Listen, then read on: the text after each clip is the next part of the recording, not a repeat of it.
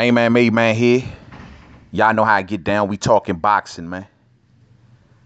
So I finally got a chance to take in the Joe Rogan interview with Terance Crawford and Bomac. And I listened to it every second of it. I thought it was a good interview. It was entertaining. It was good to see Terance Crawford open up a little bit, laugh a little bit, kind of show his human side. It's always good to see to the public. But one line that he said that really stood out to me and it made me kind of think a little bit was when Terance Crawford said, "I don't need Errol Spence Jr."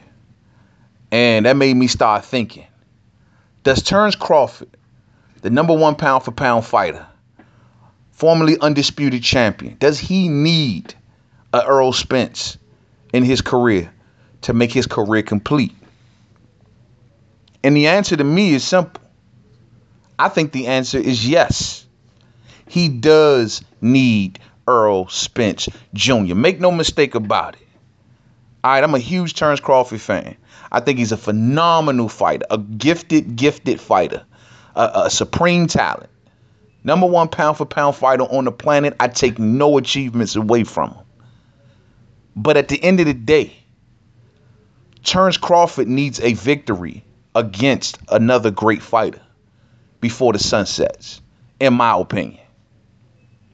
When you look back at some of the things that Terance Crawford has done, which are phenomenal things, once again, but when you perceive what was, some of his best victories, let's say at 135, you would say Ricky Burns and maybe Yorkis Gamboa, right? Then when you look at 140, you ask yourself, what is the best victories that Crawford has had at 140? And you will probably say Victor Postal, Julius Ndongo, because he was unified, right? And that's the fight that made him undisputed. As good as those fighters were, and they were champions, they were not great fighters. Yorkis Gamboa, soon after Terance Crawford fought him, pretty much started to crash and burn for a while. As for Victor Postal, he was never perceived as a great fighter, good fighter. Julius Ndongo, though he was unified, never perceived as a great fighter. No one will remember Julius Ndongo in the next year probably. Never was perceived as a great fighter, a good fighter. Bud has no great fighters, unfortunately, on his resume. We would have loved to see Manny Pacquiao, but it didn't work out. You know what I mean? So there is no great fighter in history that I can think of. And maybe some fight fans out there can think of, but I can't off the top of my head think of a great fighter that has not gotten a victory over another great fighter. Now, I know what y'all may be thinking. Well, man, who's to say Errol Spence Jr. is a great fighter? I would say this. If Errol goes in there, defeats Showtime Sean Porter, gets the job done and gets the job done in a dominant fashion, more so just get the job done. I'll let y'all worry about whether they got to be dominant or not. Errol will be perceived, at least in today's time, as a great fighter. A lot of the Errol Spence Jr. fans will tout the fact that he got victories over Sean Porter. He's got victories over Kell Brook. He's the only unified champion at welterweight. They will bang that drum. And so Errol will be perceived as a great fighter in his prime.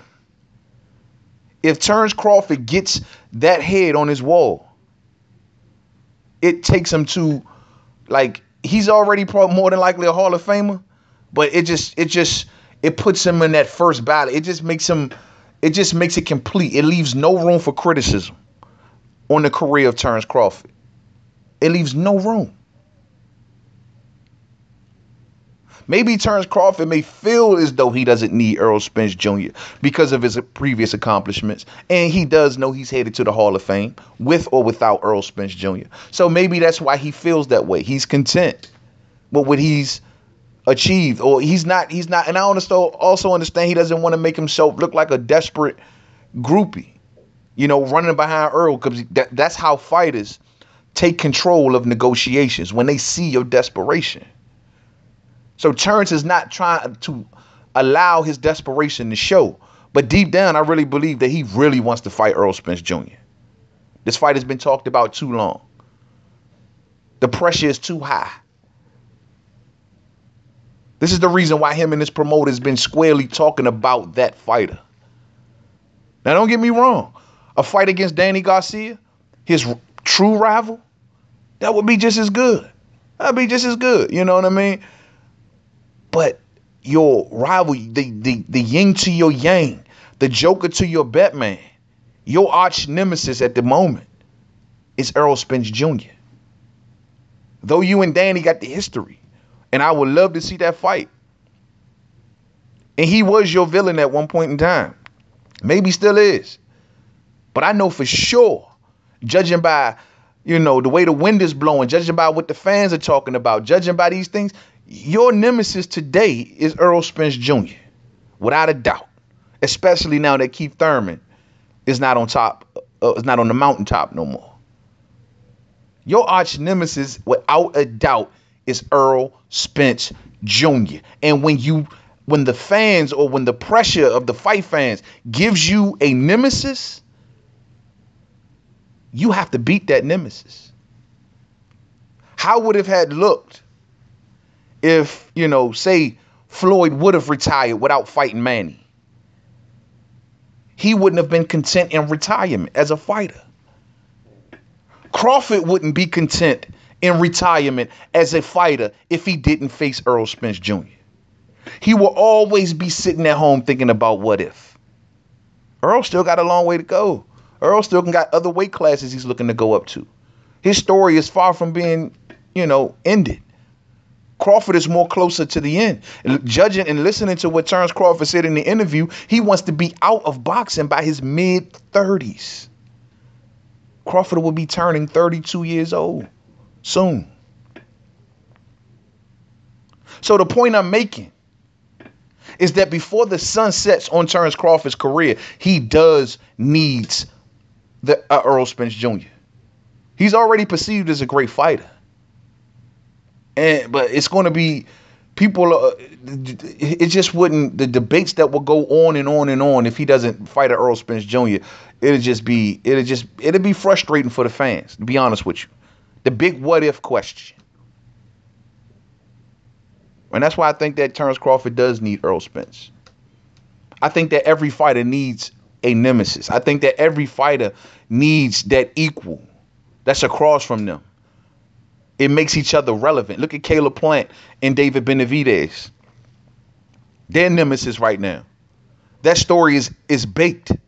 We are keeping our eyes on those two fighters until the day that they meet. Every fighter needs a nemesis. And when you get one, you can't avoid them. You can't avoid them.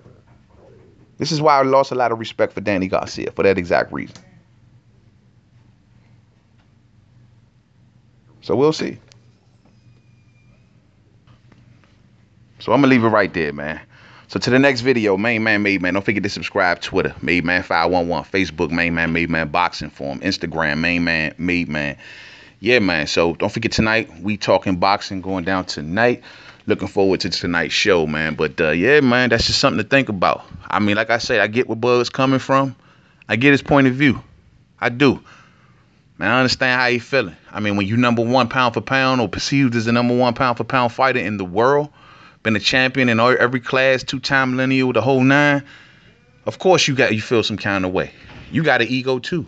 You may feel as though, no, I've earned enough. I've did this. I've did that. He should be hunting me out. And no, I don't need him. You may feel that way. But from the outside looking in, and from a boxing fan standpoint, I think Bud needs ERROL Spence Jr. That's just my opinion. To the next video. Peace out.